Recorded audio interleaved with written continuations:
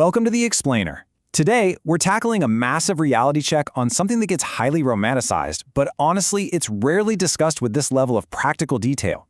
We're going to explore the inherent and frankly kind of fascinating clash between hitting your FIRE number, financial independence, retire early, and still having a teenager living at home. It's this totally unique scenario that completely rewrites the rulebook on post-career freedom. I'm so excited to unpack this whole shebang with you today, so let's get right into it. Okay, so we're all constantly sold this classic FIRE dream, right? You diligently save, you hit your magic target number, you walk out of your cubicle forever, and literally the very next day, you're sipping an espresso in some sun-drenched cafe in Portugal. Sounds absolutely perfect. But contrast that with the jarring reality of having high schoolers.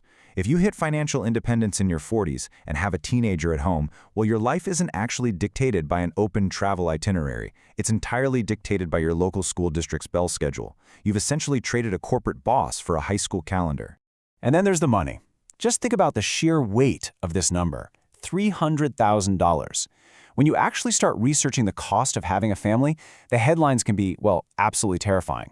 This is the U.S. Department of Agriculture's actual estimate for what it costs to raise a single child to the age of 18. And mind you, that doesn't even include the colossal cost of saving for a college education. Because of massive, really intimidating numbers like this, there's a very loud criticism out there, claiming that the entire FIRE movement is strictly just for the childless. So the absolutely crucial point here is that even if you defy the odds, save the money, and retire early, that financial agitation doesn't just instantly vanish. Teenagers are incredibly expensive. I mean, you want to provide opportunities for them, right? That easily translates to $300 a month just on extracurriculars alone. Things like dance classes, STEM programs, SAT test prep. Then add in the skyrocketing costs of a teenager's car insurance, plus those truly massive grocery bills, and your budget is definitely feeling the heat. And beyond just the money, there's the time constraint. You're confined to brief summer windows and one-week spring breaks for travel, just like everyone else working a normal 9 to 5. It can genuinely feel like you're all dressed up for a party with absolutely nowhere to go. But let's stop and think about this for a second. I want to ask you a very direct question. Are you hyper-focused on a future travel goal? You see, it's incredibly easy to accidentally resent your current reality simply because you're desperately waiting for your kids to leave the nest so you can finally live your dream life. If you spend your child's entire high school career just holding your breath for graduation day, well, you're completely missing the profound point of achieving financial independence in the first place. Section 1. Reframing the Time, the Jason Case Study. To see how we can fix this mindset, let's look at Jason. He's an early retiree from the Two Sides of Fi channel, and he actually retired right before his child entered high school.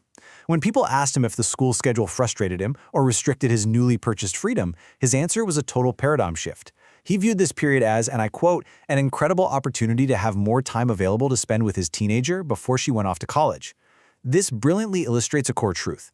Early retirement isn't about escaping your family. Rather, it's about having the ultimate autonomy to be deeply, uninterruptedly present during those absolutely critical, fleeting high school years.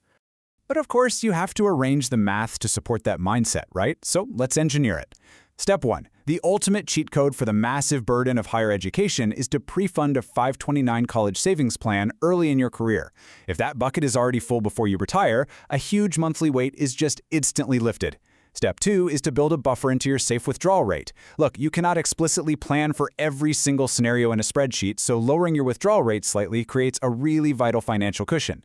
And step 3, accept the post-high school unknowns. Maybe your kid lives at home a bit longer, or maybe they need help with a down payment. Instead of stressing over complex financial models for literally every possible outcome, rely on that built-in buffer to give you the flexibility to just adapt as life happens.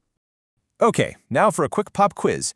Did you know that human beings often derive way more psychological happiness from the anticipation of a vacation than from the actual trip itself? It's true. It's this fascinating psychological quirk. The planning, the daydreaming, the late-night research, it all releases dopamine and brings us immense joy. We can actually leverage this exact trick to survive the high school waiting game, satisfying our wanderlust without missing a single day of the school year. Section 2. The Anticipation Engine, Planning for Possible Futures. So here is how you actually build that engine.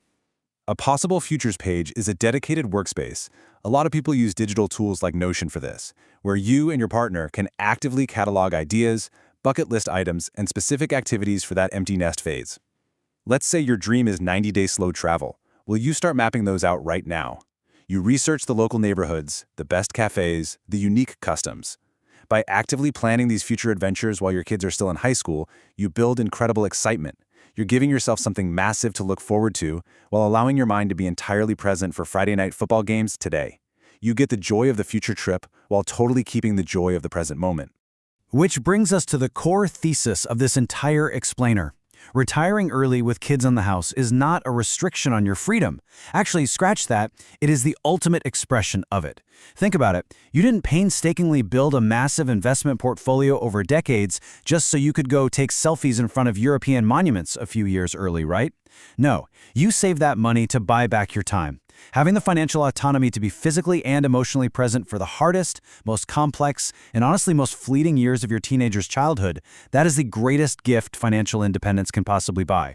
I promise you, those 90-day visas to Portugal will absolutely still be waiting for you after graduation day, but you only get one single chance to watch your kid walk across that stage, knowing you didn't miss a single moment of their journey because you were stuck at a desk in a cubicle.